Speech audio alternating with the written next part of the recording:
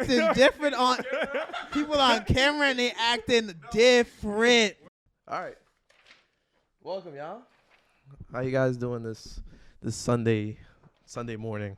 Very well, very well. Very good to be here. Thank you. Nice. I'm happy you guys are here. So this is episode 2 of the WJSSports podcast. It's a mouthful. Hopefully I can say it better in the future. But just give a short introduction on who we have here. So, El Haj, I'll start off with you. What's up, everyone? So you got yeah. There you go. There you go. I know it's weird speaking into the mic. Facts. You could go ahead, try it out. Yeah. My name is El Haj. Everybody calls me Haj. Born in Brooklyn, raised in Queens. Went to Cardozo High School. Ended up going to Mercy College. Loved playing ball growing up. Played everything, to be honest, growing up, but basketball stuck to me after like the 8th grade. And then I met these hooligans later on in life after college. So I'm just happy to be here. And yeah, let's get it. All right, Dame. What about you, man? Pow! I like that. No, Name? Damian Fagan's I. Well, I mean, I wasn't I was born in Queens. St. Jude's Hospital. Somewhat born and raised in St. Queens. Jude's? Moved it. You were born in St. Jude's, Yeah. the cancer hospital. Anyways, keep going. Yeah, so somewhat born and raised, did a lot of traveling here and there when I was younger, but basketball, favorite sport, greatest sport of all time. I mean, like, I like football, I like soccer, hockey, but like nothing really clicked like basketball. How did I meet these fine gentlemen? Basically, Will during college, El Haj after college, we met up snowboarding, and yeah, good time. And it's crazy because I met you playing basketball too. Yeah, The very first time was obviously I met Reem through work, our good friend Reem, and then we went to Brooklyn Bridge, hoop, met you for the first time, and then went snowboarding with these two right after. Had some deep conversations. Yeah. Good conversations. Yeah, me and Haj got stuck in a car together, and I was like, we knew each other probably about like what 4 or 5 months Right. before that. Right. Never talked. had one conversation on longer. I was like, damn, I gotta think of some topics to talk about with this guy. and then we've been friends ever since. Dame used to what was it? I first met Dame. Dame, when did I first meet you? So basically, it was the year 2018. I'm bad with years, so I would have never guessed that. Nah, that's fine. It's fine. It was the year 2018, and at the time, 2 of my closest brothers, Bernard and Najee, were attending the school. So I came to visit Najee, so to say. But when I was staying over there, I was sleeping in Bernard's room in Empire. So that's when I met you, because you pulled up and we were watching. I remember that. Yeah. I remember that. Yeah. And then I brought my PlayStation 2. Me and Reem brought our PlayStation 2s, and then there you were too. Yeah. Okay, I remember. Yeah. All right. So we're here to talk about basketball because that's the only thing African American kids know in the heart of Brooklyn at the moment. Other than that, we fucking love it. So, yeah. So let's start it off. So I guess right now, first question, like current events. How do you feel about the season? And like, where do you think the season's gonna go? Just give me the first thing that pops into your head. I feel like with this season, it's a lot of youthful. Let me see if I could help you out here, cause you Look. there you go. It's good here? Yeah, there you go. Are you sure? Wait, and then here, boom. We good? Yeah. You can hear me? Yeah. All right, bet. Okay. There we go. That's better. There's been a lot of youthful players coming up in the league and making the league more competitive and making it more interesting to watch. Especially the Eastern Conference. You see that there's like 12 teams. It's like the conference competitive levels like switched. The West used to have 500 teams outside the playoff race, 12 seed. Now it's the East. I'm going to talk about a team that I'm kind of disappointed in because they shouldn't even be outside of the top 10. But you see the Knicks right now, they're 11 and 12. I think they're 11, 12 seed in the East. Yeah, I think so. Yeah. They were. Last time I checked, they were the 7th seed, and they've lost. Right, they lost one time, boom, they're out of the top 10. They're out of the top 10. A lot of these young cats. You got Jalen Green, Evan Mobley, Josh Christopher, Scotty Barnes, LaMelo popping up this year too. Ja Morant, I know he just got hurt, but a lot of these young guys are now making the teams that were supposed to be rebuilding more competitive and being in more of the playoff mix, and especially with that playing tournament type of format now that we have. You see a lot of teams competitive, so it's more interesting to watch. Yeah. For sure. What about you, Dave? So far this season, I think it's been really great. It's nice to see a lot of teams that used to be trash like a few years ago. I remember watching the Bucks and Philadelphia. Like those teams were dog water. Okay, but it's nice to see so far the season has been very competitive. A lot of like the Wizards, for example. I'm glad they turned things around. Bulls, it's nice to see like classic franchises, back in the mix and whatnot. So, it's been pretty good, very competitive so far. So I have no complaints. As of hold on, just clarification. So I'm gonna be fact checked Dan today. I have clarification. We had so I just checked. The Knicks right now are 11 and 12 as of December 5th, and they are 11th. In the standings right now, so technically they're out of the play-in tournament. Right. Yeah. So they're not even in cahoots right now. Right. You know what's funny is a lot of people talk about how basketball is better with the Knicks. I actually think basketball is better with the Bulls. Here we go. No, because the Bulls are like as much fun as like the Knicks. Y'all just hype because the Knicks are good. I hear what you're the saying. Bulls are nice. Like they are like.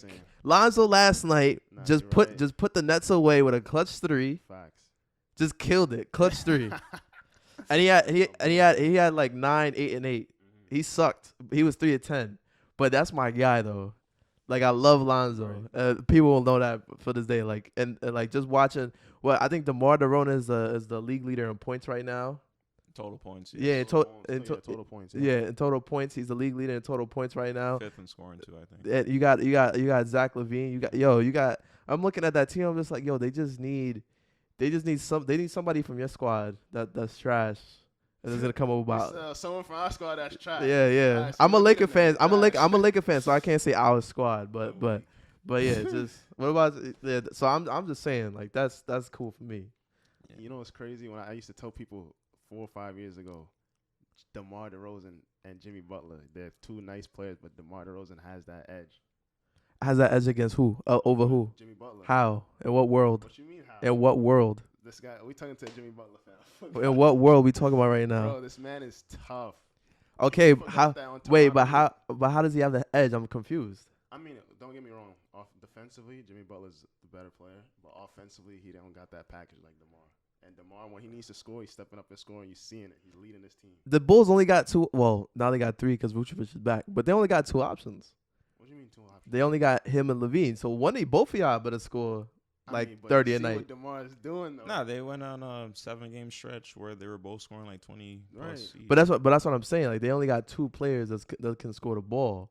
So I'm saying y'all better if I'm paying you legitimately like DeMar DeRozan almost has a max contract right now. Yeah. It's a little off, but like I'm about to pay, and Zach LaVine's geared up for a max contract next year. Right. I better be getting 25 a night from both of y'all. Y'all not Harden, you know. I don't know when was the last time you got 25 from Jimmy. 25 from Jimmy, I don't know, man. That's a good question. When is the last time you got 25? This ain't the first time DeMar been doing that. He's been doing that in Toronto. I mean, yeah, but okay, all right. Here's the thing, right? Right. I like winning. True. I go for winning. Yeah. So we talked about this in the last episode. Mm-hmm. It don't matter. It don't look you. How can I preface this, right? How can I phrase this? Like it doesn't matter to me that you can score 28, 29 a night. Name a player that has high averages, like on a losing like Karl Anthony Towns when he came into the league, right? He had high averages. He at one point he was having like I think 24 and 10 on a nightly basis. Like those were his averages, and he was part one of the worst teams in the league. Right. And then here comes my guy Jimmy Butler, who at the time was scoring 22, 23 points a night, but he got the Timberwolves their first playoff appearance. True. So that's why I like DeMar DeRozan. You're right. He was the top 2 seed in the East, but he couldn't get over LeBron. Just neither could Jimmy. You're right. No, but like going into, but here's the thing, right? Going into, there were Cavalier teams that were not on paper better than the Raptors. True, that's true. But that's why Bron is the GOAT. That's why Bron is the GOAT. But in my head, in my prediction, like if Jimmy Butler is on the Raptors in place of, I mean, this is a bunch of what ifs. But like the Cavs were at a serious disadvantage. Like there were 2 years where there were major injuries, True. and then the Raptors still can't pull through. Yeah. So it's like, and then you got to think about this before Kyle Lowry and DeMar DeRozan, before Kyle Lowry won that ring. Think about all the scrutiny that they were under. Like Kyle Lowry would come into the playoffs first round shooting 32% for a series, or 32% for like a 3-game stretch. Right. And DeMar DeRozan would follow suit. Is because that the team was just better that they got out of the first and second round. So those couple of years, like in my opinion, like Jimmy Butler got swept last year, or the Heat got swept last year, basically. Right. But I'm looking at it and I'm like, that 1 year, the fact that Jimmy Butler got to the finals, put on that performance, and every year since, like Jimmy Butler has never missed the finals since he got traded from the Bulls. I don't think he's never missed the playoffs since he got traded on that Rondo team and D-Wade team. But I mean, DeMar DeRozan going to the Spurs wasn't the most typical situation either. They were kind of rebuilding. He's playing like point forward. He's not even doing what he normally does on the court. I'm not gonna. I mean, I know I'm not taking nothing away from Jimmy Butler. Like he's great, but my point is, I need people to stop sleeping on my boy DeMar DeRozan. He is tough. Just make sure you're speaking like here. Right here okay, on the side. Not on the side. Okay, Yeah. Just make sure you're speaking right here. Gotcha. What do you think, Dame? Like where you got? Who actually, Dame? Give me your sleeper. Sleeper pick. Yeah. Sleeper player of the sleeper season? pick. Sleeper player. Honestly, someone that a lot of people doubted before coming into the season after he said I should be in this category, Tyler Hero. He been chefing it up. I think my boy is averaging like 21, almost 22. Mind you, coming off the bench basically to be honest with you, I think it's more than that. Keep going. Wait, who? I think it's, to be honest with you, I think it's more than that. More than that? Yeah. I don't even. It might be. I don't know. It kind of shifts every now and then. But listen, Oh, you're right. It is 21. It's 21.2 on 44% shooting from the field in 33 minutes a game. So he's coming off the bench, but he's playing starter minutes. Crazy. Also, another person. Hey, listen. Top 5 point guard Morant. Stop playing with it. Yeah. He said the same thing. Everyone doubted him. Okay, it's all right. There's a lot of good, other point guard talent in the league too. Understandable, but it's like, hey, my boy before the injury started turning up. I think he was like top 6, maybe top 7 in scoring. Grizzlies are doing pretty decent too. Maybe like a 5 or 6 seed before he got hurt. He's just been doing unbelievable things. I'm not even surprised. Luka. Mavericks. I haven't really been paying attention to them that much, but I think before he got hurt, they were like a top 4 seed in the West, so they're pretty decent. I agree with you on Tyler Hero. I think, because like a lot of people were coming into the season, you would think about all the memes when he got bumped by LeBron that came back this season. You would think about Jason Tatum when he was talking about the bubble year. That came up a lot last year, and this year he's averaging, he's averaging in career highs. What was it? It was between him and Harden. And now look, I'm not saying Tyler Hero is a better player than Harden, but I'd much rather have Tyler Hero on the Heat team than Harden on the Heat team right now. For sure. And what's funny is, Reem will probably watch this episode and be like, why you always bringing up Harden? Why is Harden always a topic of conversation? Right. I'm just so disappointed. Right. I mean, this year for sure, you can see what the referees did to Harden's game. I don't think it's Harden. I think it's what Harden did to Harden's game, because True. If you're, let me make sure I can hear myself. Yeah, okay. No, because it's like you have, when Harden was playing in Houston, when Harden was playing was OKC. When Harden first 2 years of Houston, Harden was at the free throw line. I remember this, but like he was never. His game didn't revolve around this. He wasn't so reliant. He wasn't so reliant on it. Right, you know what I'm saying? And then 1 year, you just look at it and you just say, wow, the top 2 people on the line right now are KD and Harden. And then number 1, 2, 3 would fluctuate, but James Harden was always on that list for the top 3. Right. And then you never pay attention. You're like, he's a great player, but now it's the same shooting percentage. Because it's still the same 4 of 16, and then he would bump that up. He would bump that up. We get probably 15 free throws a night, and then he'd come in, and then that 4 of 15, I would give him like 27 points. and that would erase it for the night. But it's like it's not like that right now. Like he last night he had 10. I think he had 10, 9, and 9 against the Heat, and he didn't get to the free throw line often. Clearly, because he only had 10 points. And then he shot like 25 times. Oh wow. With 10 points. Right. That's terrible. Right. So you're not getting your foul calls. You're not adjusting to the game correctly. And then you coming out with the excuse that, oh, nah, I'm just trying to pick my spots. Like, no, like, No. your game is geared. And then to me, you out of shape. Oh, for sure. Yeah. That's not the Harden we saw in Houston. Yeah, it's not the Harden we Not saw. the Harden we saw in Yeah. Houston. Nah, I remember before he got traded out of Houston, like he just showed up and my man's was just like, he had the beer belly and everything. Like I don't know what was going on. How do you speaking of James Harden, like how do y'all feel about the new offensive foul rule in place? So going back to James Harden, I think he's a pro. He's gonna get himself back into shape and stuff like that. But with the fouls, okay. First, he definitely used to take advantage of hooking people. Yeah. To the rim. Yeah. For sure. But there's a rule in basketball: keep your hands out the cookie jar. And if your hands is in the cookie jar and he initiates contact, that's a foul. Yeah, but as a defender, I gotta be able to touch you. So like the thing about Harden is, what used to get me upset is he would drive with the right hand, or actually no, because he's left-handed. Right. He would drive with his left hand, and then a defender's yeah. So that's not your shooting arm. No, it's not.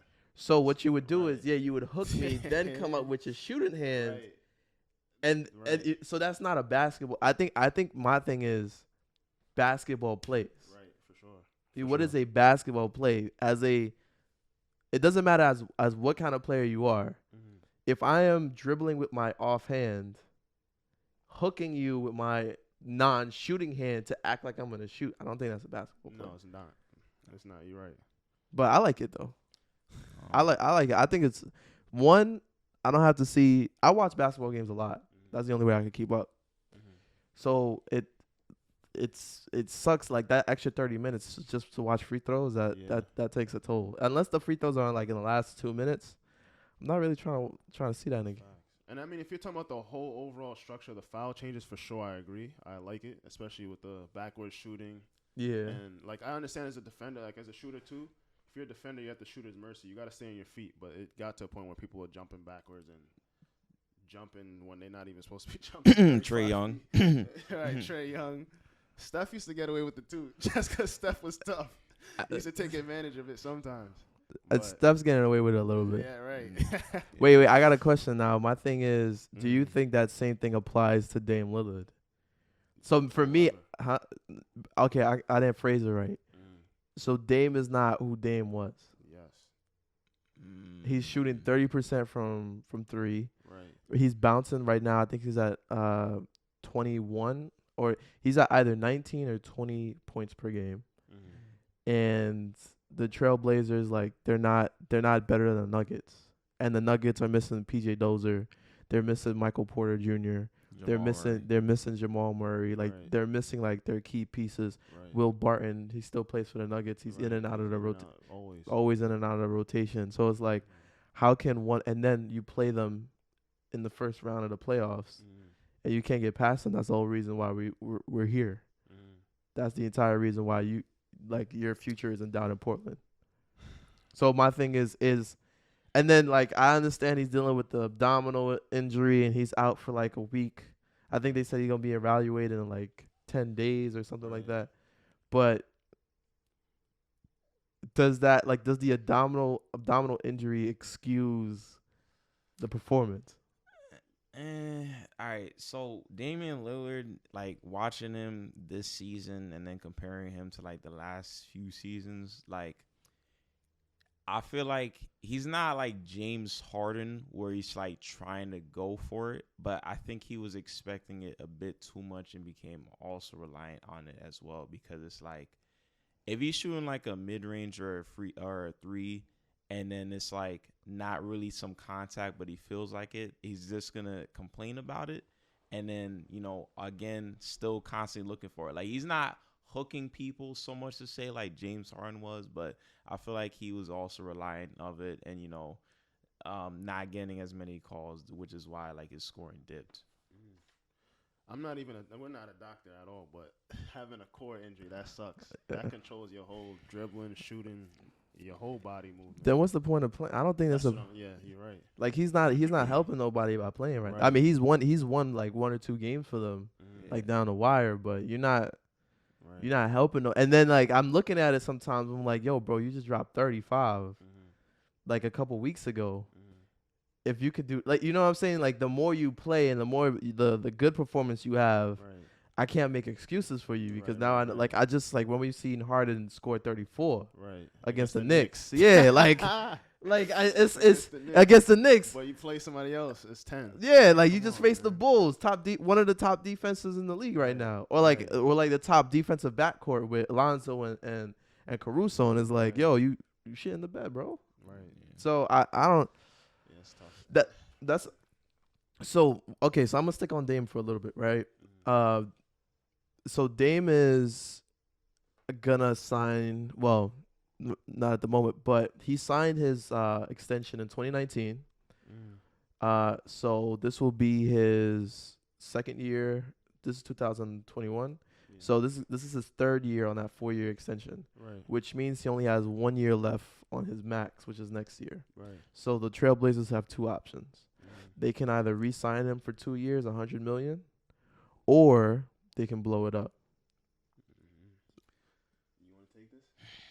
Honestly, look, the Trailblazers, as well as like other franchises, have always been like a mid-market / like gray pond neutral area / kind of like poverty franchise. It's like y'all don't really do anything to try and improve. Y'all stick with the same core, thinking it's gonna work, and then it doesn't work. Like there's been no improvements. I mean, I'm glad they got rid of Terry Stotts.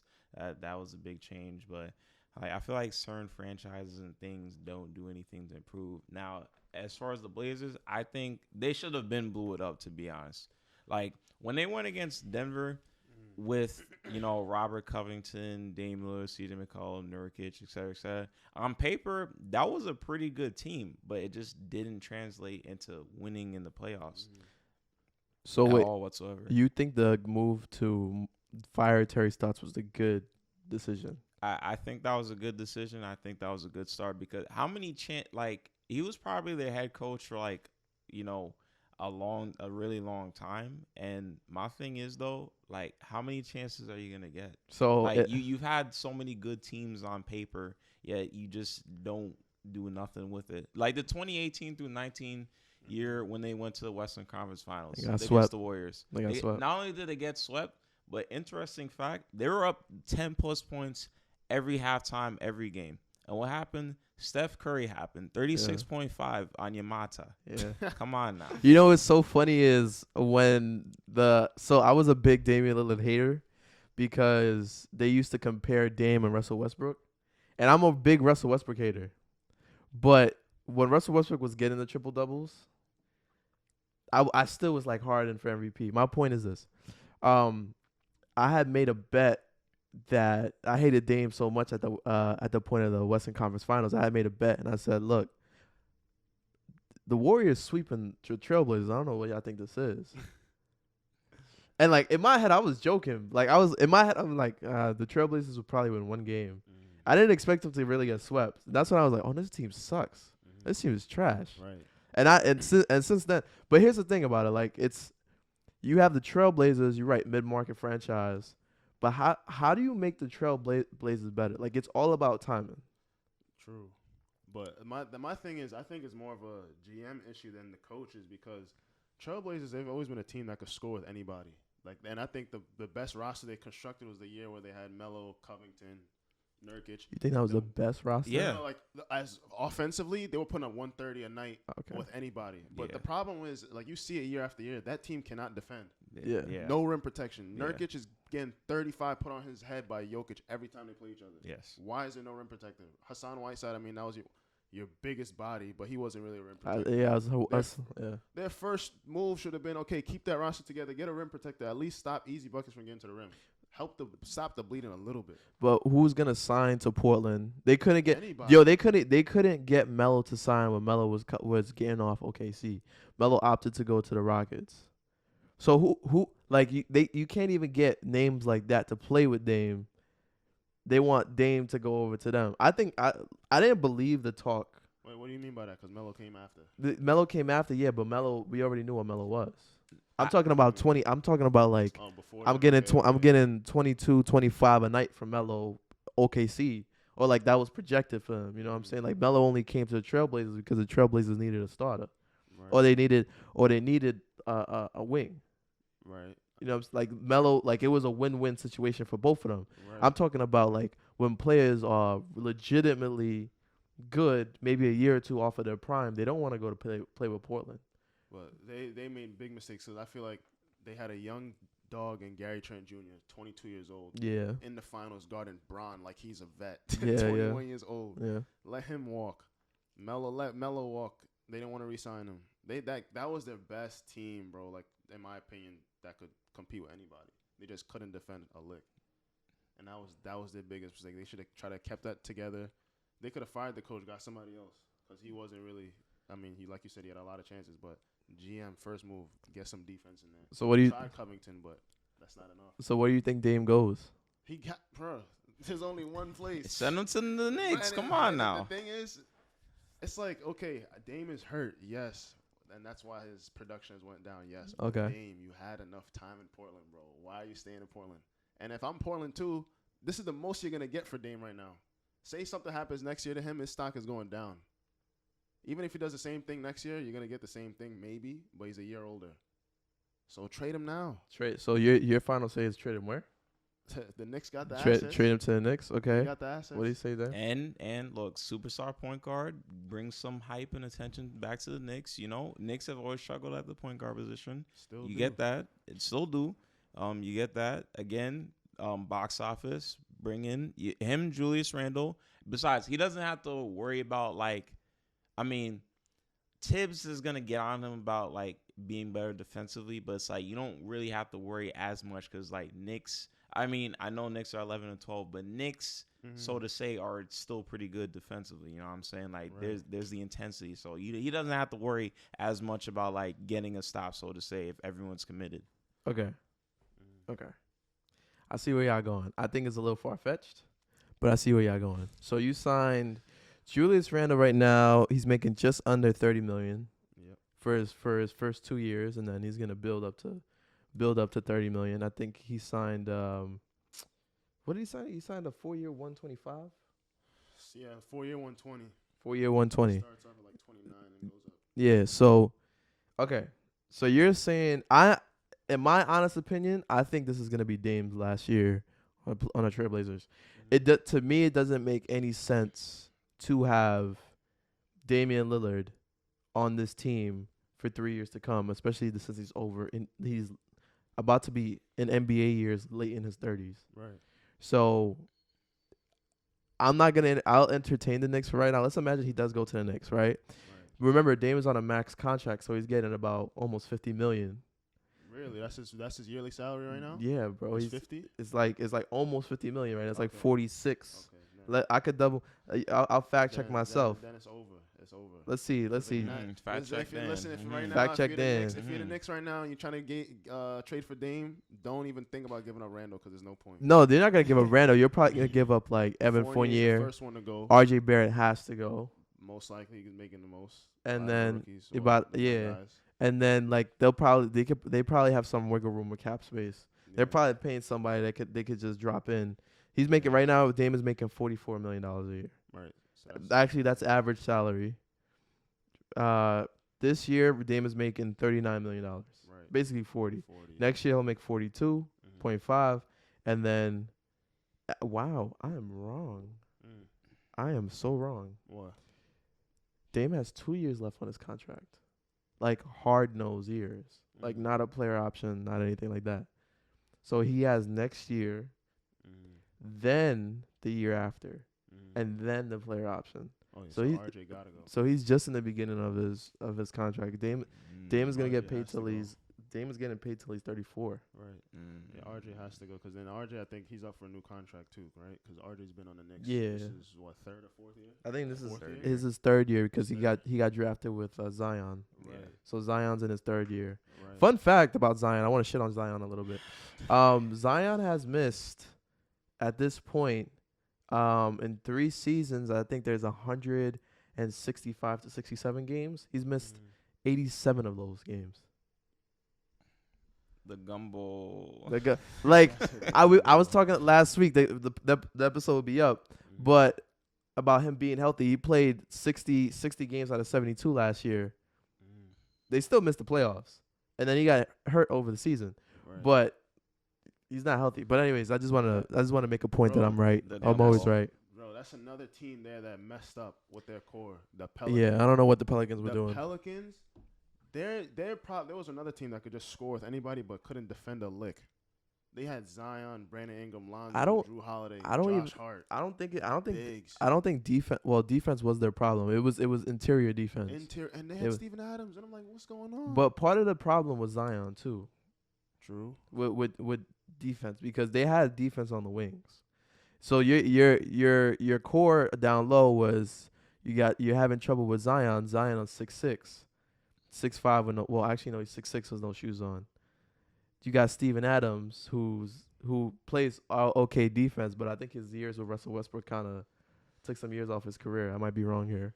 I mean, but like that's a coaching thing, I think, because not only that they had Zion as power forward, you had Steven Adams off the bench. They had Jackson Hayes, who's athletic as hell for a 7-footer, another rim protector, and then Nico Melli. I mean, Nico Melli was no defender, but he's at least taller than Zion. Yeah. So I mean, that was another team. They blew that up, and there was a good perspective I heard. It was like, think about the team that started with Zion. right. You had off the top of my head, Julius Randle, Drew Holiday. You had Lonzo. You had Josh Hart. You had Brandon Ingram. You had Zion.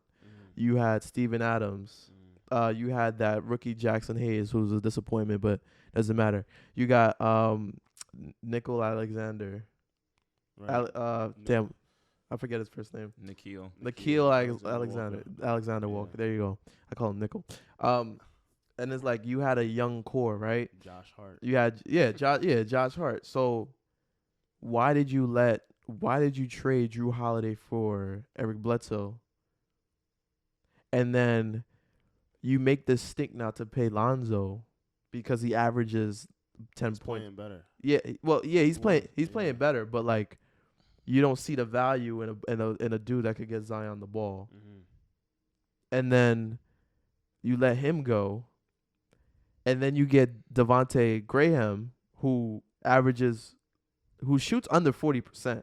Right. Like this season, I think he's averaging like one season he averaged like 18, He 19. was, yeah. That's why they got him though. It was a season before LaMelo got drafted. Like he was cooking. no, he wasn't. The season before LaMelo He was got, averaging 37% from the field. You know what that's like? You know what that's like right now? That's like if I got you to work behind the camera.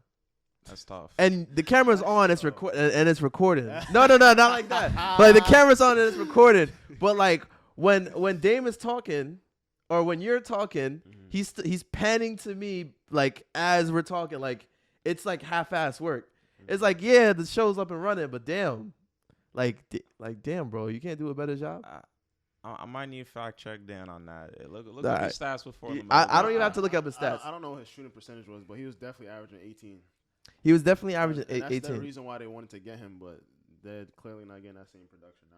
I mean, I think he was out. I think he was injured for a lot of the season. Okay. And I mean, to be honest with you, in my opinion, he sucks. But so all right, Charlotte, first year in Charlotte, averaged 15 minutes per game. I'm rounding up. 34% shooting from the field. Now he averaged 4.7 points a night. That's 5 points. Okay, that doesn't count. Second season, 20 points per game. Field goal percentage, 38% a night. Third year, actually second year he averaged 18. Nah, sorry, his second year he averaged 18 a night Right. points. He shot 38%. Yeah, it's not.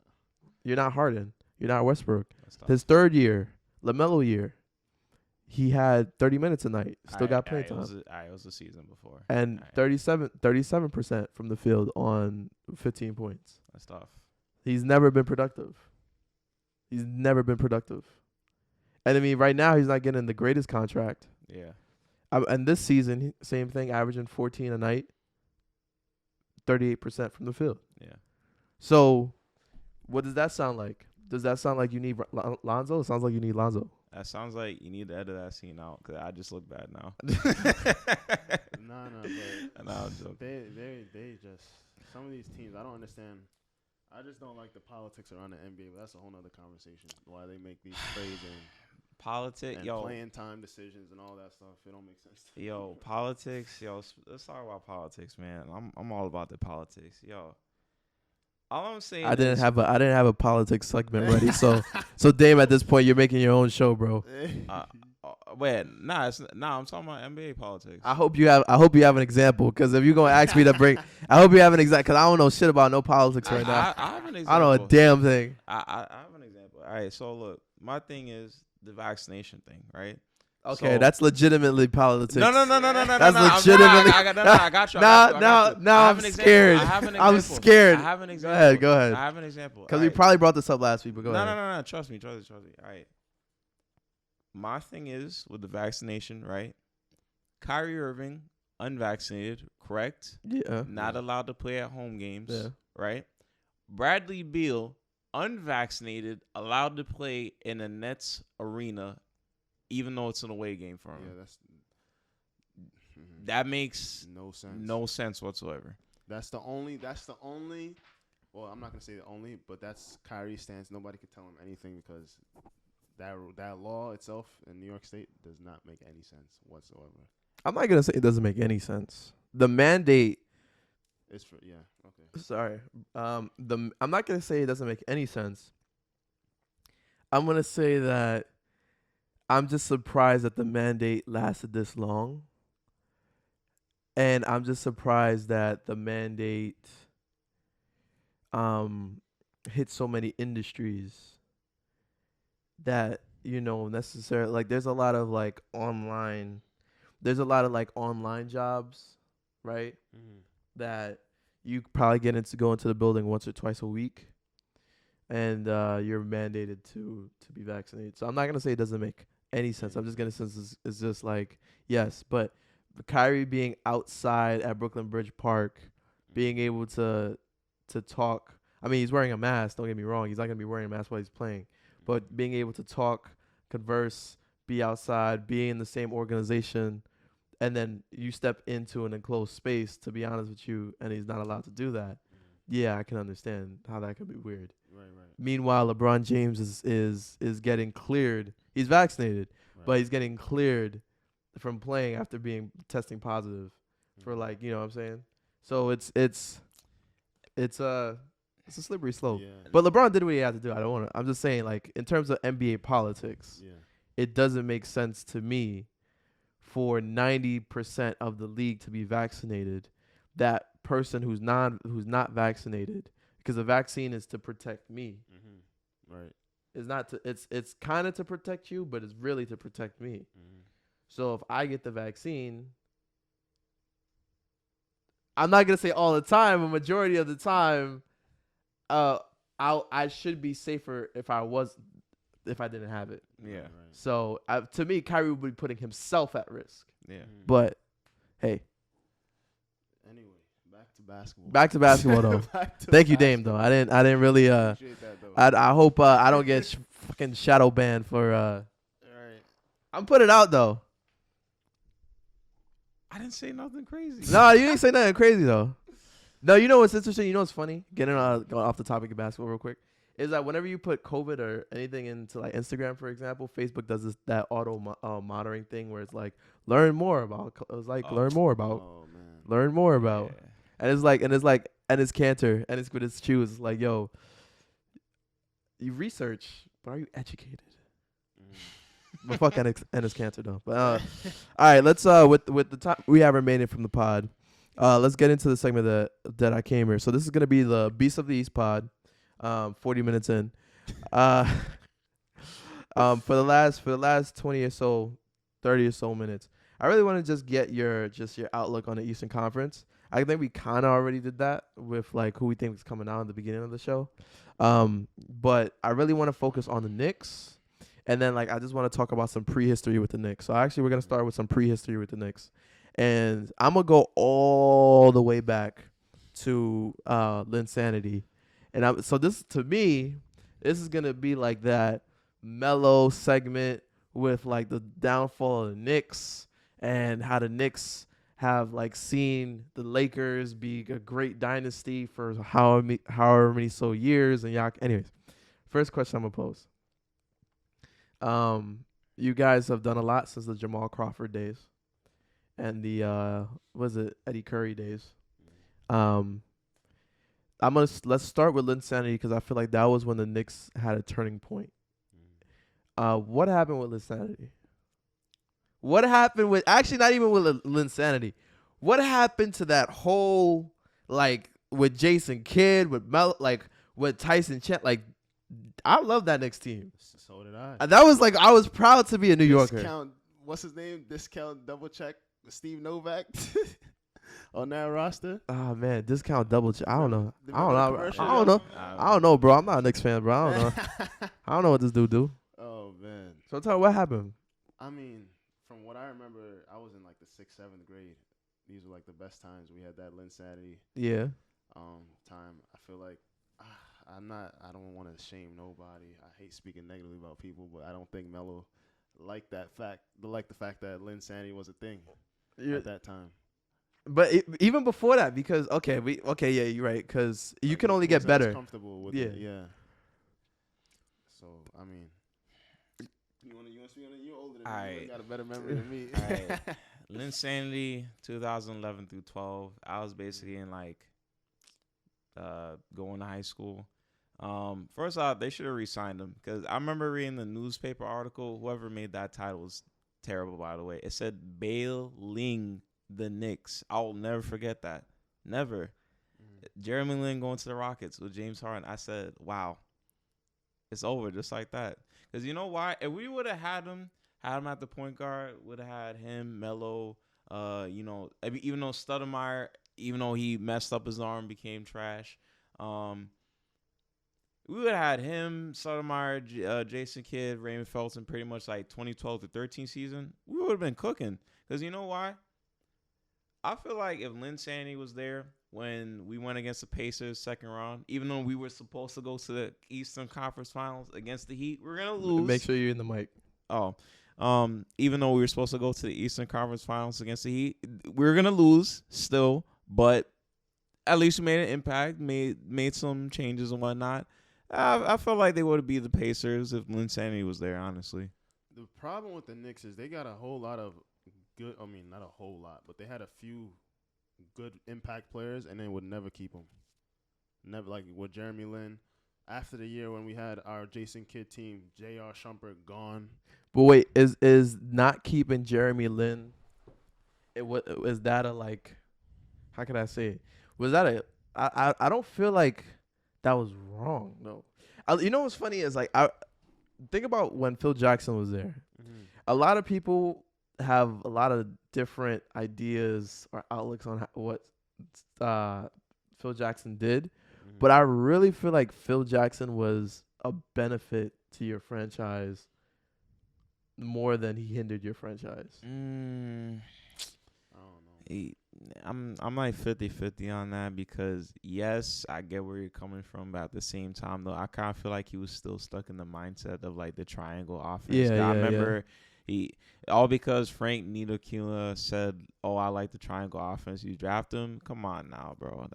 He also got you Porzingis, and Porzingis at this point in time has also gotten you like draft picks that are suitable. Like they're like you don't have to pay him a max. Because if Porzingis was on the Knicks right now, y'all be hating on him. Mm-hmm. But we couldn't see that in the future. Yeah. Right. But that's what I'm saying. Like from like the long-term vision.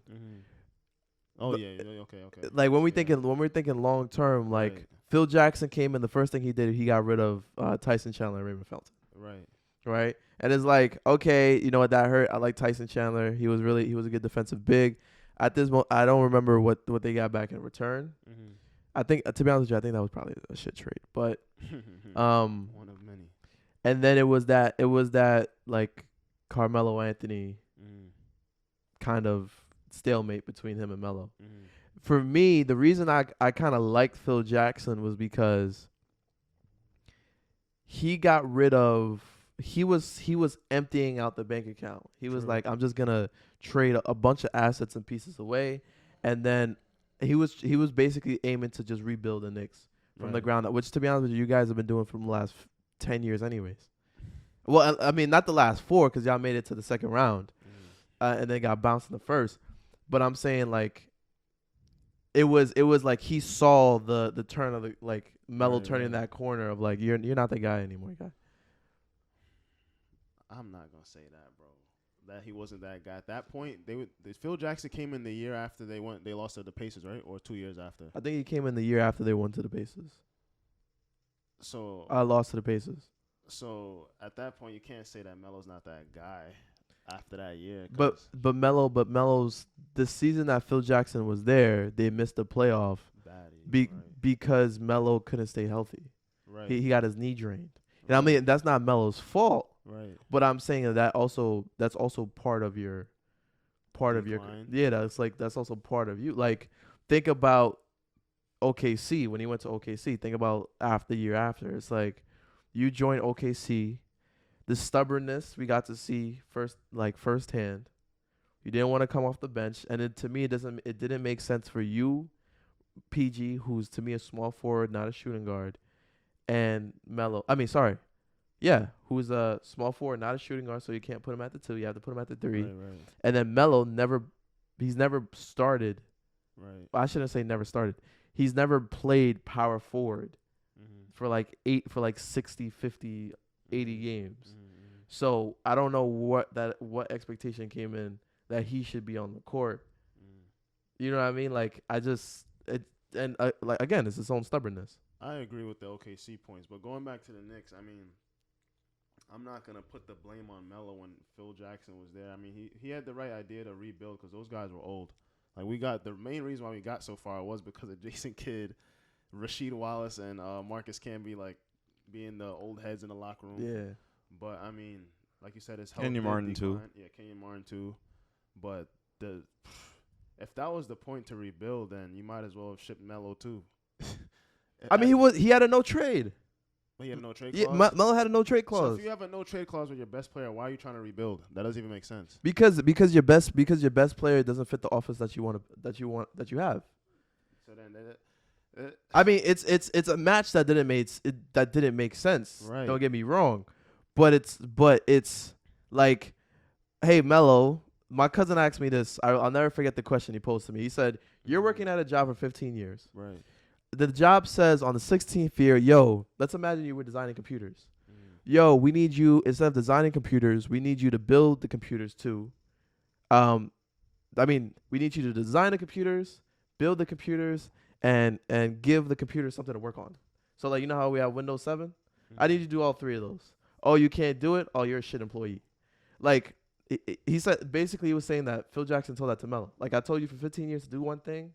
On the 16th year, I want you to be a completely different player. I don't feel like that was the case. I feel like it was, Melo, you're getting older. The shit you've done before hasn't worked. And to be honest with you, you're a little selfish. So it's either one or two ways. We can adapt this new system. We could try it out. Or we can move you. And you don't want to get moved. Because why should he get moved at that point? He made New York relevant, bro. He's not gonna. You're not moving your centerpiece. Because what I didn't understand about Phil Jackson is, you're trying to rebuild the Knicks, like we said, and you said that Melo had a no trade clause. Yeah. So you got rid of your vets. Who did you replace him with to try to even make the triangle offense work? He had 1 year before Porzingis got there. Their roster was terrible. Yeah, you're right. Like, so what did you expect out of that year? Yeah. That's your fault. You're head of basketball operations. Mike Woodson's the coach. Mike Woodson, people started shitting on Mike Woodson, saying he's a bad coach. He had a terrible roster. I think everything gets worse before it gets better. For sure. So I think that they needed to get rid of the bad contracts that they had Right. and then gear up to start getting traded.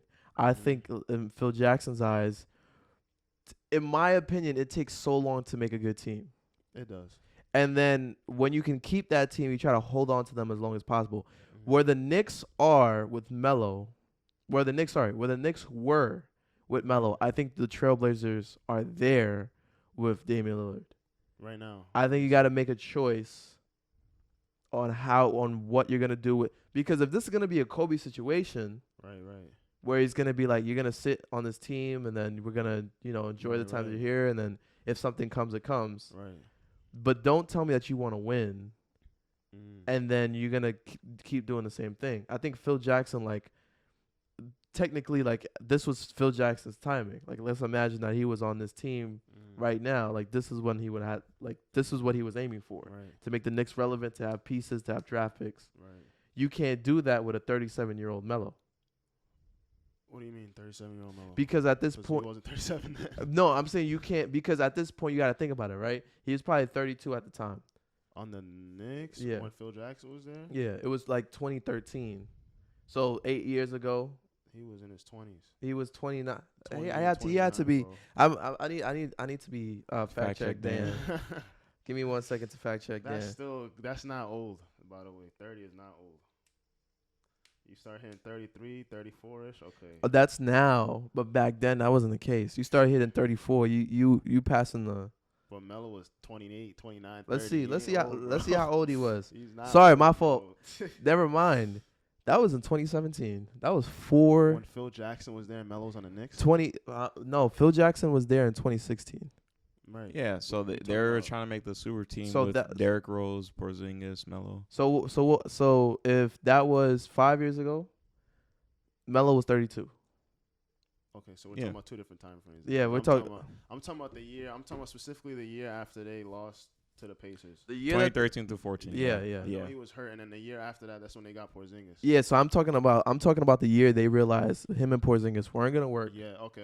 Him and Porzingis weren't gonna work. Okay. They were talking about, we need to trade Melo to the Cavs. Yeah. Or Melo needs to go to Portland. Right. Or Melo needs to go to the Lakers. Or Melo needs to go to the Bulls. Or for a piece. Or like when D Rose came the first time and that didn't work out either. They shipped him away. They tried, and then I think Phil Jackson was saying to himself, "Bro, I got a 22-year-old kid Right. that I want to build my franchise around. Right. Whenever I put him on the court with this 32-year-old player, Right. he can't stay away from ISO plays. Yeah. He can't stay away from trying to be the center of attention. Right. And you can talk about all the things that I understand. Melo's a good person. He can play. He can play in the league. But like when we saw Carmelo Anthony on the court, we knew what it was. Right. You want to score your 20 a night. You want to get a couple boards in the meantime. You're gonna play hard on defense. You're gonna play hard on offense. You're gonna give me what you got on defense. But like I never looked at Melo and thought to myself, that dude is all about winning. I never looked at Melo and said to myself like, what D Wade, Kobe, and LeBron got, he got it too. Oh, like I'm gonna stay here. I'm gonna be the guy. I'm gonna be the example. I'm gonna be that NBA player. I'm gonna be the leader in the locker room. I don't feel like I ever seen that from Melo. I mean, I'm not gonna say we haven't seen it in his later prime years. Like after that even that Indiana Pacer year. I mean, he did his part. I'm not gonna say that his teammates were terrible. He had a good roster around him, but clearly they didn't hold up their part of the bargain. But Melo only doesn't have a ring because of Kobe, by the way. You gotta remember that. That's the only reason why you don't. And hey, if you don't. Okay. Since you remember this off the top of your head, right. Who was in the finals that year?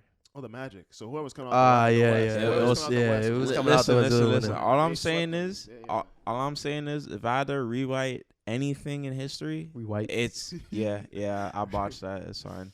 Rewrite.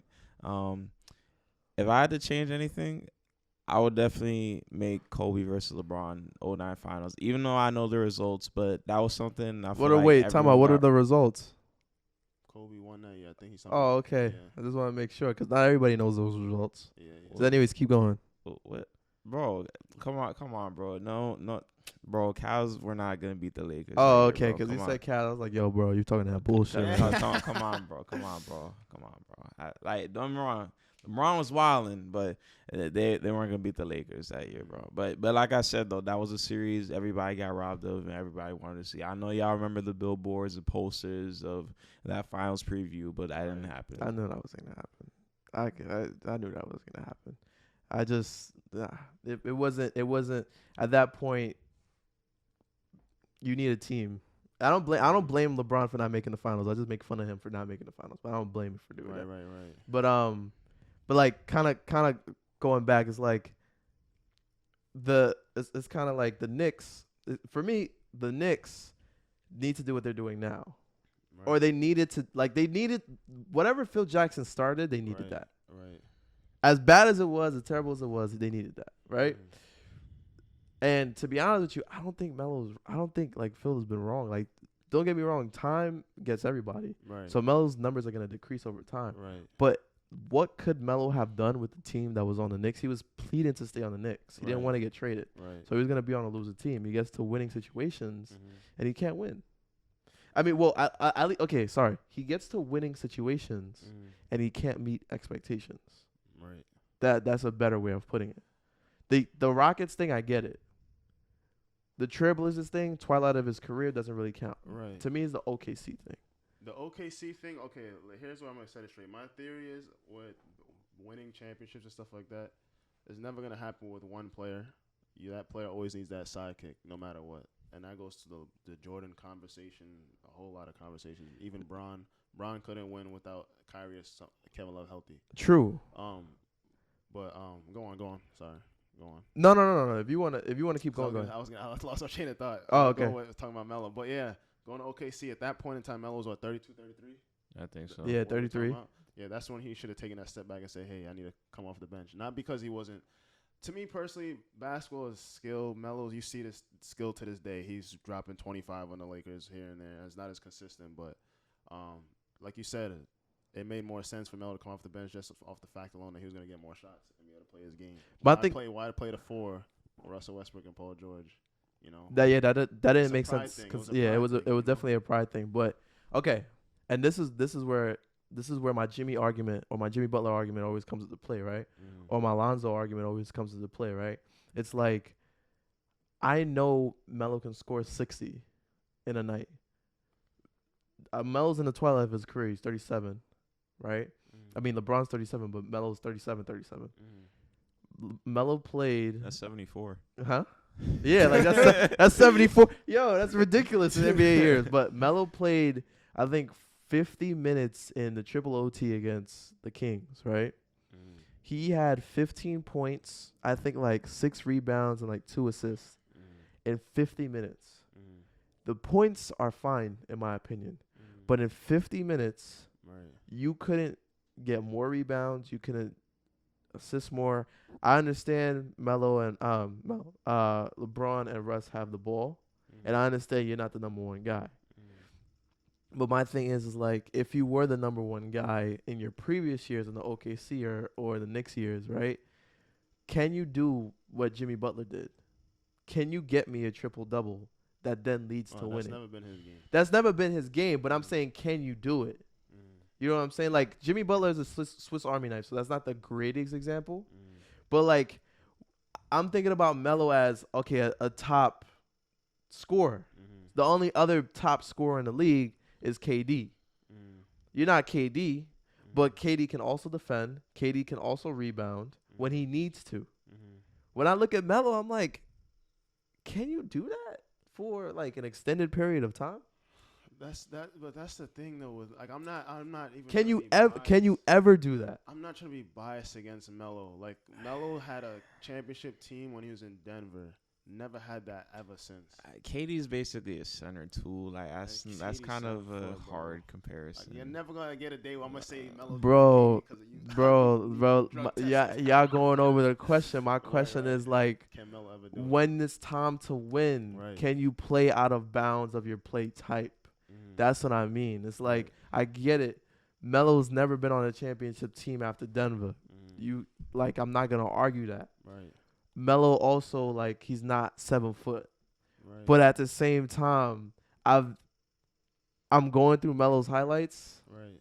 and I'm going through Melo's like his pinnacles of his career, and all you do is score. Like that, I mean, that's your cream of the crop. Like that's Right. legitimately all you do, Right. and that's even shown in your older age. Like Right. so, in my opinion, you've never been the player that can get people over the hump. Because he's not that facilitator like the rest of them. It doesn't have to be like a facility. It's like when it's time to do something that you're uncomfortable with, you're not willing to do it. As far as get your teammates better. As far as getting your teammates better, And exactly. You do that by facilitating. You don't I mean, you do that by rebounding, by being No, an he's a example on great defense. rebounder. That's the only thing I could give Melo. He's not the best defender, but he's always been a good rebounder. Okay. He averaged 7-8 rebounds over his career. No, bro. you're right. No, you're right. You're right. I'm not gonna act like 1 or 2 of those ain't because he's missing a layup. He gets his own board and then he goes back up. But I know you know what I'm talking about. That's a Melo special. I know you know what I'm talking about. That's a Melo special. No, but I hear what you're saying. And I mean, that's the truth about Melo. But at the same time, in order to win, like that's why like Kobe was amazing. We all know R.P. Kobe. Kobe's top, whatever you want to put him in all time. I got him 2. Yo, And he's not 2. but anyways. at least Kobe had a team, bro. Like Melo, the only year I can't put past Melo is the year against the Pacers. They shouldn't have lost that year. Yeah. Forget Roy. you know- that man stopped Melo from his conference finals appearance. You know what's so funny? Never heard of him since. You know what's so funny? Who? Right. Roy Hibbert. Remember Roy Hibbert? Roy. Jamaican center on the Hibbert. Pacers. Oh yeah, never heard of him. Yeah. 7'2", dark skinned big man. You know what's so funny? Like you bring up Kobe and that championship team. Damn, let's go down the list. We don't have time for that, right? But We got time for that. There's we always time. we got time for it, but we don't have time. Right. Like let's go down the list. Like really, like off the top of my head, Derek Fisher, Kobe, Ron Artest, Powell, Andrew Bynum, 30 games a season, was healthy in the playoffs, kind of. Lamar Odom, Yep. Shannon Brown, Sasha Vujicic. Trevor Vujicic. Ariza at a certain point. Trevor Rees, At a certain point, yeah. Shore, My son Steve Blake. Steve Blake, yeah, who right now is Alex Caruso. Alex Caruso is Steve Blake 2.0. And then you go down do you know do you remember the Nets, the Nuggets? So I remember it's Chauncey. They had a squad. I remember it's Chauncey. Chauncey, AI, Anthony Carter. Those are their point guards. Then they had J.R. Smith, Melo, of course, Kenyon Martin, Marcus Camby, Vince Carter, right? Vince Carter was on that roster. Vince Carter, he was on that roster. I think. Fact check Or Dan am I on the way, tripping? but keep going. I might be tripping. 2008 through 9. I thought he was on that team at some point. In the mic. I know he was on the Magic on 9 through 10, Okay, but so he was never. I'm thinking. Okay, Anthony. 8 through 9, it might have. Nah, he was never on. Okay, because I'm like you wildin'. I never seen that. I would have definitely put that on 2K about it. Wing though. Who am I? Because I said Anthony Carter. That's probably why I'm thinking about Vince. But there was another wing on that team besides Jr. and Melo, and Jr. wasn't even really a wing. He was 6 man, but I don't know about that one. See, this is not on my script. I didn't know he was gonna get here. But that's like, for example, like I said, Chauncey, AI, that's enough. Jr., Melo, Kenyon, Marcus Camby, Anthony Carter was a dog. My thing is this. Now, what's the difference between the Lakers team and the Nuggets team? When back then? Yeah. No, the only difference was Kobe. and Melo, right? Right. And Kobe, he lose to Kobe, shit. Kobe. But what I'm saying is like 10 out of 10 times Kobe winning. Yeah. Over Melo. But my thing is why? Because Kobe played better than him. I'm not gonna say he got his teammates involved because he definitely didn't. I mean, not that he got, but my thing is, it's just like Kobe is able to do more. I mean, Kobe's a better scorer than Melo. Kobe wanted like they're it more. both scorers. If I have to take a better scorer, I'm taking Kobe over Melo every time. You taking Kobe over Melo? Every time. I think Melo's more efficient than Kobe Way was. more efficient, but like you got scores, but then you have killers like Jordan. And I guess you could Time. say, like, Kobe wanted it more than Kobe Melo. got Like Melo was doing his thing that but, series. okay, but but that's my point, right? It's Yeah. like Right. it's like the difference is Kobe and Melo, and it's because Kobe can do more than Melo. Right. Kobe instinctually, like, Right. mindset, mentality. Right. He has that it factor that makes you wanna. For example, like, look at, bro. Do you understand how Julius Randle was always good? And I'm a Laker fan, so I always knew about Julius Randle. But do y'all know? I don't think y'all remember. Like, I watched Julius Randle when he was a Laker and he broke his leg that first game, to when he came back, and I was looking at myself and I said, "Yo, Julius Randle could be a Swiss Army knife. Like, he could rebound, he could score, and he could assist, and occasionally he could defend." Then he goes to the Pelicans, averages 20 points a night. Then he goes to the Knicks, and y'all shit on him his first year, talking about. Don't act like I ain't forget. Like, I ain't forget. Like, that first year, Julius Randle was with y'all. Y'all was shitting on him. Y'all was saying, like, the fan base. Y'all was saying he can't go right. Like, he didn't have a great year. And then that second year comes around. That second year rolls around, and he's the Messiah. And he did get so much better. And players like Julius Randle, players like Jordan Clarkson. I'm a Laker fan, so I'm gonna call him out. Players like Lonzo, like, they make strides to be uncomfortable. Like, they're not your franchise players. Right. But I'm saying it's like that. To my opinion, that's what Melo's been missing. He was missing his whole career. That willingness to be uncomfortable, to do things that he shouldn't. That he normally didn't do. that- To make yeah. the team win. Yeah. No, I hear you. I agree with that. Like, yo, whenever you talk about Melo and defense, y'all bring up the Nuggets and the Lakers, because that was really the only time Melo played defense like that throughout his career. Early in the Knicks, when he had his good legs, he did, because he used to torch Bron. That's one matchup Melo always had in his career. I'm gonna torch Bron. I'm gonna bring that up. I'm gonna bring that up in later episodes. All right, so we're gonna come to the last segment. I want to keep this in the runtime that we had said we were gonna do. So the last thing I'm gonna do is I'm gonna keep it on the East. I'm gonna keep it on the East Coast. You guys are both Knicks fans, so I'm gonna keep it with the Knicks. And I just want you to tell me what your outlook is for the Knicks. So I'm actually gonna give you guys some help. I'm gonna give you guys this off season's free agency. You have John Wall, you have James Harden, you have Russell Westbrook, you have Bradley Beal, you have Kyrie Irving, you have Zach LaVine. This is players of note. You have T.J. Warren if you're interested in getting him. You have now this is like where, like, you know, people that really know basketball know what's up. You got people like Montrezl Harrell. You got Patty Mills. You got Jarrett Culver, who's a sleeper. You got Colin Sexton, which, to be honest with you, I wouldn't be surprised if the Knicks get him. I think that's the prime Knicks get, and then he just fucks up later. And then I'll just throw like Victor Oladipo in there just for shits and giggles. You want to take this first? Who do we get, or like what's the option? What do you think? What do you think you should do about, like, the whole team and, like, in general? Like, where do you guys go from here? Nah, you should go first.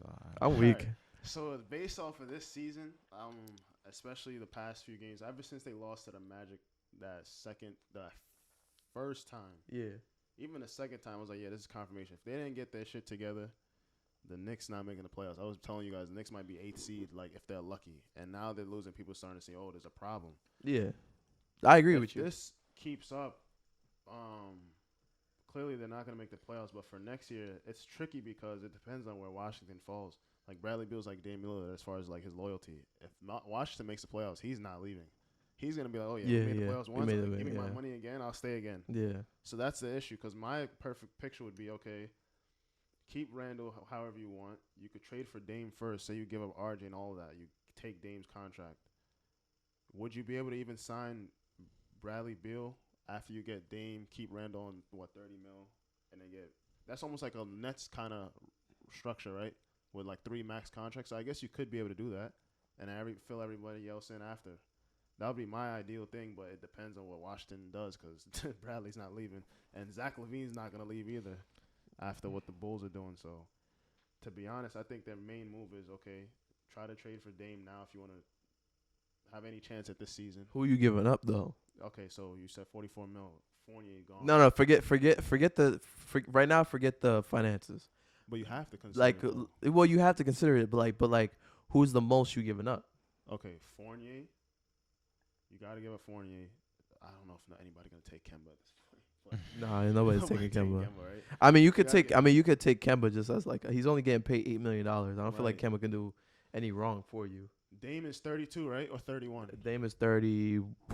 31, right? So 31, I he's believe. still young. So you could give up a good, because we have like 3 first rounders. I think you could give up at least 2. At least 2, and then because we have 3 in the next 2 years, 3 in the next 4. So I mean, yeah, 4 So in the 2. next 3. Okay. So I think you could give up at least 2 first rounders. It hurts me to say, but you might have to give up RJ. You- Might have, this- 'cause at this point too, not only because he's good, but you're gonna have to pay him eventually. You're not gonna be able to pay him. Like You're gonna be able to pay him, but it's just he would be your team. right, exactly. Him and Julius, like the team happening right now, would be the team that Right, you would have down the line. right. So Yeah, your and bet then- is that he becomes a number 3 pick. True, which he can be. I mean, you see players. That's why I didn't like what the media was trying to do to Lonzo. Some players don't come out the gate like Luka all the time. Like people need time to develop. RJ definitely could get there, but So right now your roster would be Damian Lillard, Quickly, right. Burks, Yep. Mitchell, and Oh, Nerlens would have to go on that trade as well. I know Nerlens sucks. So I don't. I mean, just because of like we have to consider his salary. Like Yeah, like they could take Mitch too. we could. I mean, we could. They could have Mitch. You want? Yeah, Mitchell Robinson sucks too. He disappoints me every day. He's like Hassan Whiteside, but the opposite. It's like he wants to do well, Right. but it's like Right. he's not having that breakout year right now. Right. But going back to the serious trade package, let's make it realistic. So we got Fournier 2 first. R.J. You gotta Barrett, give up RJ. One of the bigs are gonna have to go between Nerlens and Mitchell, and that would be it. It have to stop there. It can't go. It can't be more than that. I mean, I don't know exactly how the money specifics go, but it might have to stop there. Burks might have to You be the probably last get piece. you'll probably get like or Nurkic back. Kemba. Yeah, you probably get Nurkic back. Right. Okay, and we'll be Kemba- fine. I was telling Dame this in the car, like, if you don't pay attention to basketball and like this player specifically, but we have a dog in Miles McBride, and no one knows about him because he don't play. Went to West Virginia, 6'2" guard, Bro, carried that team. Bro, I don't know who the fuck you talking about. Miles McBride. Okay. I don't know who the hell that Like, nigga is. right. Look up Miles McBride, everyone. Miles McBride. Let me look him up. is- Actually, I'll look him up after the show. He's a second-round pick that the Knicks got. He's not playing because Quentin Grimes got drafted as a first-round pick. So politically, he's just gonna play because he's a first-round pick. Miles McBride is literally like a Marcus Smart. The Knicks try to dump him into the G League to just let him play. Check the stats. Fact check me right now. 28 and 10, 30. and 10. Grimes or Mitch McBride. McBride. Okay. Every time they put him in the G League, 25 and 10, 20 and shit. I'm not even And joking. his first name is what again? Miles. Miles. All right. And then we complain about our point guards. We have Quickly, McBride, all these people. Like you gotta let them play. I think the Knicks need to leverage Quickly. I think they need to leverage him and get him out of there. They need to trade him. I think the Knicks make a trade with Quickly and try to get somebody a sleeper. Like who? Like what do you think? But I would do that I would try to keep RJ and sell Quickly in that Dame trade. Yeah, if I yeah. could. If I definitely could, I would. I would. You can't sell Quickly. You can can't try. Put you on your can't best sell salesman. RJ and Quick. One of them is a starter. One of them's off the bench. Damn, what do you think? Nah, you can't. Oh man, but I don't know, man. We got a lot of. What do you think, Dame? All right, so my take. Now these are all point guard related. So basically, what El Hash said for Dame Lillard, that's one. Number two, honestly, I say the Knicks should just take a risk, try and get maybe John Wall. Like I still believe in John Wall. When he came back to the Rockets, he was averaging like 20 and 7. He was still doing his thing before he got, I think, hurt again. I say take a trade or a chance on John Wall, honestly. Number three, again, just like I was telling El Haj in the car too, just to get back some like superstar box office hype back to the Mecca. Yeah, I say probably trade for Russell Westbrook, honestly. 'Cause I feel like him, Julius Randle, I feel like that team could work out something like that. You know, the intensity in there and whatnot. Everybody locked in. You know, let's get some hype back into the Garden. You know, The Russell Westbrook hot take was terrible. But I agree with everything. man, I gotta be the Max Kellerman of the show. No, I man. feel like no, that's wow, Russell Westbrook. Anyways, Yeah. but Yeah. Miles McBride, 26 points on the G League. Every time they put him there. 26, averaging 26. Yeah. Right. Like, you got to let him play, bro. Like, we got to stop, like, oh, we don't have a point guard. Quickly, you guys don't even let Quickly play. Quickly had a couple games where he had 7, 8 assists. I know he hasn't been shooting well. He really hasn't. I think if for me, We got to stop with this- this. I don't got a point guard. who the Knicks? Yeah, they like, do. Play They your players, bro. well, okay. Let's be realistic here. Mm-hmm. Quickly's a shooting guard, Yeah. plays point guard, shooting guard. Right. Kemba, shooting guard, plays point guard, shooting guard. Okay. D Rose, you can't have him on the court for Right. 82 games a night. Right. So who's your point guard?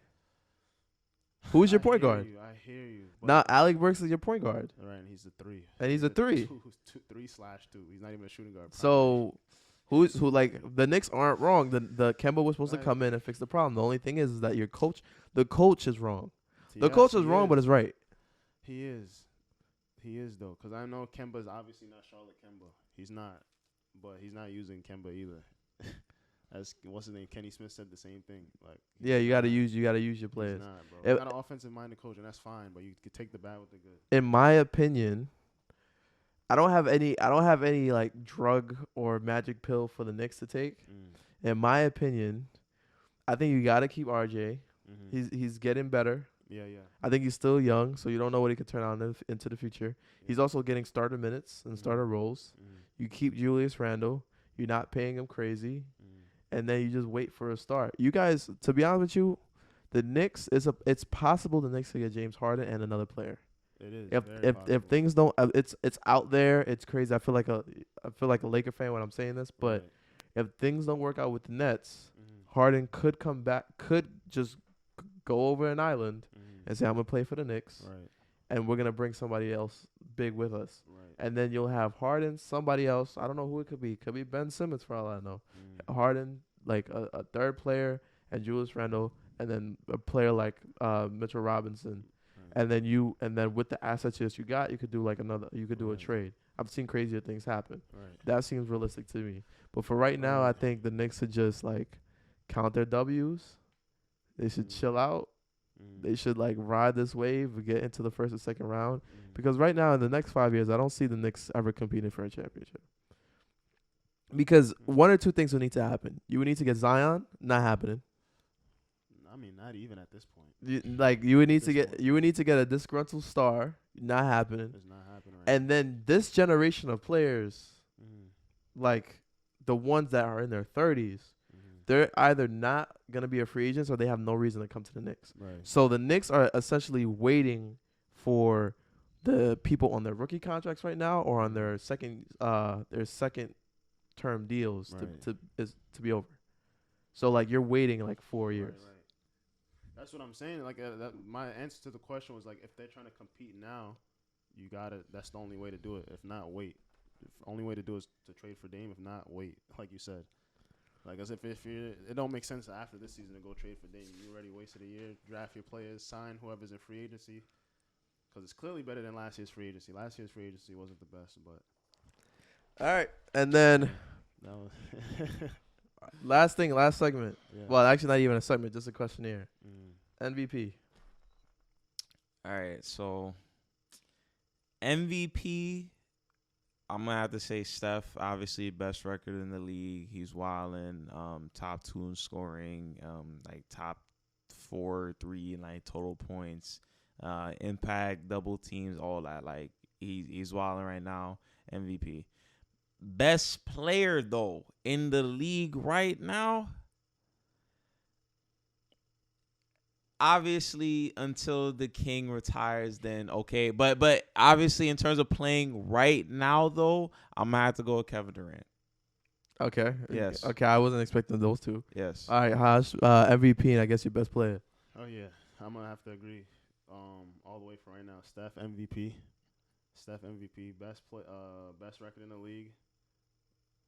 The minute he steps on the floor, he impacts the whole game without even touching the ball. Moving around the court, his 3-point threat.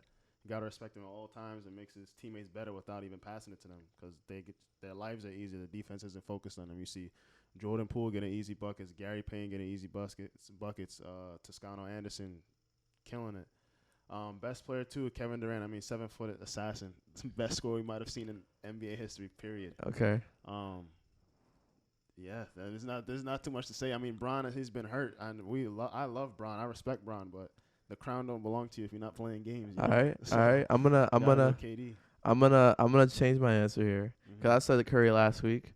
I don't want to be redundant, but what I'm gonna do is I'm gonna give a fake MVP award, and I'm gonna give a fake MVP award to Jokic right now. Because Jokic is missing 4 fucking players that are on his team. Yeah. And for some reason he's still in the playoff berth. Yeah. Best player, I'm gonna have to go with Giannis right now. I think until you could dethrone I've seen KD. Yeah. I've seen him. He's number 1 in the East right now. And they playing terrible.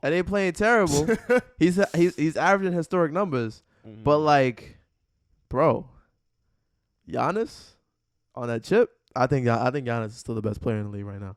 I think until I can see Giannis be dethroned, as of right now, it's between Giannis and Curry. But I'm gonna give Giannis his just due right now.